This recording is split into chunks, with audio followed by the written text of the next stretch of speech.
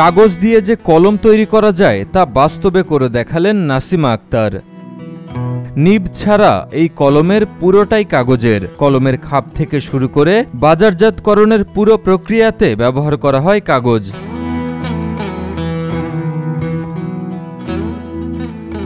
নির্দিষ্ট আকারের কাগজে আঠা দিয়ে আটকিয়ে দেয়া হচ্ছে কলমের শীষ। এরপর হাতের মাধ্যমে চাপ দিয়ে শীষ কাগজ পেঁচিয়ে আঠা দিয়ে আটকে দিলেই তৈরি হয় পরিবেশ বান্ধব কলম। ব্যবহারের পর এই কলম মাটিতে পুঁতে রাখলে জন্মাবে ফুল অথবা সবজির চারা।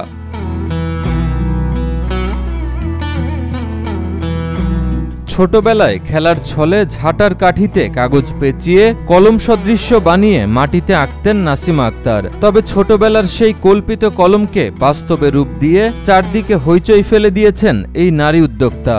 ছোটবেলায় আমি খেলার ছলেই ঝাঁটার কাঠি ভেঙে কাগজ দিয়ে পেঁচাই পেঁচাই কলম তৈরি করতাম। তাই কলম করে মাটিতে আঁকাআঁকি করতাম, খেলা করতাম। ওই একটা অভিজ্ঞতাই আমার ভিতরে ছিল। স্বামীর অসুস্থতা আর সংসারের দারিদ্রতা চরমে পৌঁছালে নিজ হাতে তৈরি করা কাগজের কলম নিয়ে স্বামী সন্তানের অগোচরে বেরিয়ে পড়েন নাসিমা। প্রথম দিকে কলম বিক্রি করতে গিয়ে লজ্জায় বেশ কয়েকটি স্কুলের সামনে থেকে ফিরেও আসেন তিনি। তবে থেমে থাকেনি তার প্রচেষ্টা।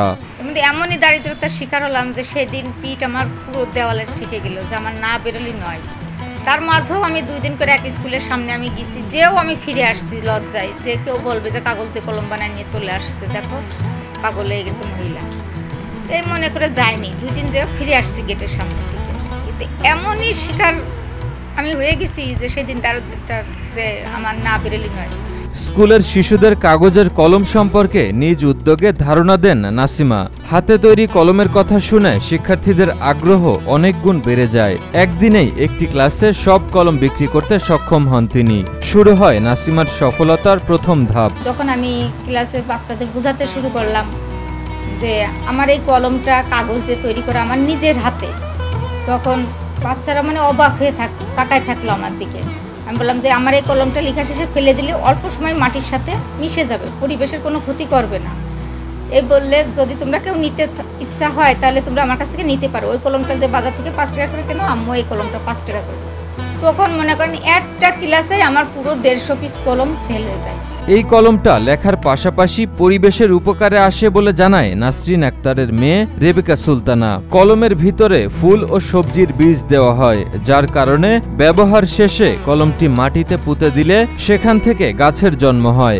বৃক্ষরোপণে এই কলম বড় ভূমিকা রাখতে পারে বলে মনে করছেন রেবেকা। প্রথম পর্যায়ে আমাদের কলম হচ্ছে নরমালি একটা পেপার পেনই ছিল। পরে আস্তে আস্তে আমি এটার মধ্যে গাছের বীজ যুক্ত করছি, যাতে করে এটা পরিবেশ রক্ষার পাশাপাশি বৃক্ষরোপণেও একটা অনেক বড় কর্মসূচি পালন করতে পারে। কারণ আমাদের দেশে সবাই বৃক্ষরোপণ কর্মসূচি নিয়ে অনেক বেশি স্লোগান বা অনেক ধরনের কার্যক্রমের পদক্ষেপ নিলেও এটা পুরোপুরিভাবে সাকসেসফুল কেউই হইতে পারেনি। বর্তমানে কলমের পেছনে টমেটো, বেগুন ও মরিচের বীজ দেওয়া হচ্ছে। তবে ক্রেতার চাহিদা অনুযায়ী বীজের ধরন পরিবর্তন করা হয়। পরিবেশ বান্ধব এই কলম দেশের গণ্ডি পেরিয়ে ইউরোপ, আমেরিকা সহ বিশ্বের বিভিন্ন দেশে রপ্তানি করা হয়েছে বলে জানায় রেবেকা সুলতানা। আমরা মূলত এখন কলমের পিছনে টমেটো, মরিচ, বেগুন এই 3টা বীজ দিয়ে থাকি। বাট কাস্টমারের চাহিদা অনুযায়ী এতে আমরা বিভিন্ন ধরনের ফুলের বীজও অ্যাড করে থাকি। যেমন আমার প্রথম দেশের বাইরে গিয়েছিল 5000 পিস কলম, যেটা আমেরিকাতে আমি পাঠিয়েছিলাম। ওখানে আমরা ডালিয়া ফুলের বীজ ইউজ করছিলাম। দেশের বাইরে বলতে গেলে থাইল্যান্ডে আমাদের কলম গেছে, আমেরিকাতে গেছে, লন্ডনে, সৌদি আরবে, এমনকি শ্রীলঙ্কাতেও আমাদের কলমগুলো গিয়েছে। আজব এই কাগজের কলম তৈরি করে নাসিমা আক্তার এখন স্বাবলম্বী।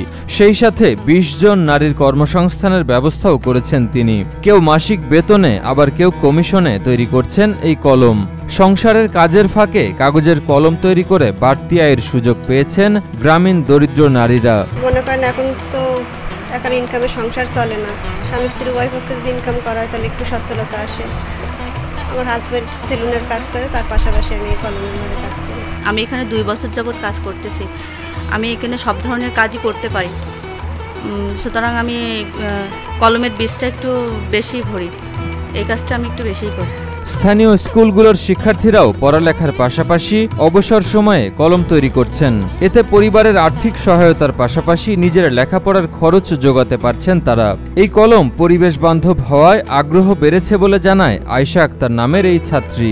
পড়াশোনার পাশাপাশি আমার এই পরিবেশ বান্ধব কলমের কথা যখন আমি জানলাম তখন মনে হলো না, আমার এই পরিবেশ বান্ধব কলমের কাজে গেলে হয়তো আমার পড়াশোনার খরচটা অনেকটা সহজ হবে। এই কারণে আমি এই পরিবেশ বান্ধব কলমের কাজে আসলাম। কলমের এই ব্যবসা দিয়ে হাজার নারীর বেকারত্ব দূর করার স্বপ্ন দেখছেন নাসিমা আক্তার। নারীরা এই ব্যবসায় যেন এগিয়ে আসে সেই ব্যবস্থা করতে পারলে তিনি খুশি হবেন। এজন্য সরকারের সহযোগিতা কামনা করেছেন এই উদ্যোক্তা। এখন আমার খুব খুব ভালো লাগতেছে যে আজকে আমার হাত ধরে এই কলমের মাধ্যমে যে আজকে আমার পাশে আরো 20 জন নারী সংসার চলতেছে। আর আমার ইচ্ছা আছে যে আমাদের দেশে অনেক অসহায় দরিদ্র নারী আছে যারা বিশেষ করে মধ্যম ফ্যামিলি আমার মতন, কারণ আমাদের মতো নারীদের সম্ভব না বাসা বাড়িতে কাজ করে খাওয়া। এই কারণে আমি বলতে চাই যে আমার এই কারখানাটা আমার দেশবাসী যেভাবে আমার পাশে এগিয়ে আসছে, যেভাবে তারা আমার কলমটা কিনে ব্যবহার করতেছে, এইভাবে যদি তারা আরও বাড়িয়ে দেয়, এখানে আজকে যে 20 জন নারী কর্মী আছে, এখানে একদিন হাজার হাজার নারীর কর্মস্থান হয়।